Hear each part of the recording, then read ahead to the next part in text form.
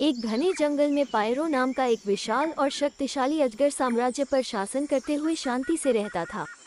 Pyro अपनी अपार ताकत और चालाक स्वभाव के लिए जाना जाता था। हालांकि उनके शासनकाल को जल्द ही मिलो नामक एक शरारती और चतुर बंदर ने चुनौती दी। मिलो ने वर्षों तक पायरो के प्रभुत्व को देखा था और फैसला किया था कि अब इसे खत्म करने का समय आ गया है। उसने एक पौराणिक सांप के बारे में अफवाहें फैलाना शुरू कर दिया, जो पायरो से भी अधिक शक्तिशाली और डरावना था, जिसके बारे में कहा जाता था कि जो लोग उसे हराने में कामयाब रहे, उनकी इच्छाएं पूरी करने में सक्षम था।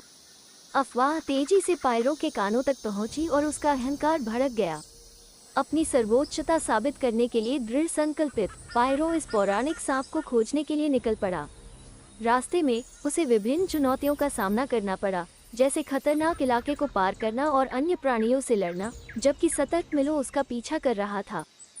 जैसे जैसे पायरो की यात्रा जारी रही, वो थक गया और हताश हो गया, इस बात से अनजान कि वो सीधे मिलो के जाल में गिर रहा था। आखिरकार पायरो जंगल के भीतर एक छिपी हुई जगह पर पहुंच गया। वहां उसे कीमती पत्थरों से बनी एक विशाल सांप की मूर्ति मिली, जिसकी चमकती आंखें उसकी आत्मा को छेदती हुई लग रही थीं। पायरो का मानना था कि आखिरकार उसे पौराणिक सांप मिल गया है। जब पायरो मूर्ति के पास आया तो पेड़ों में छिपा मिलो देखता रहा।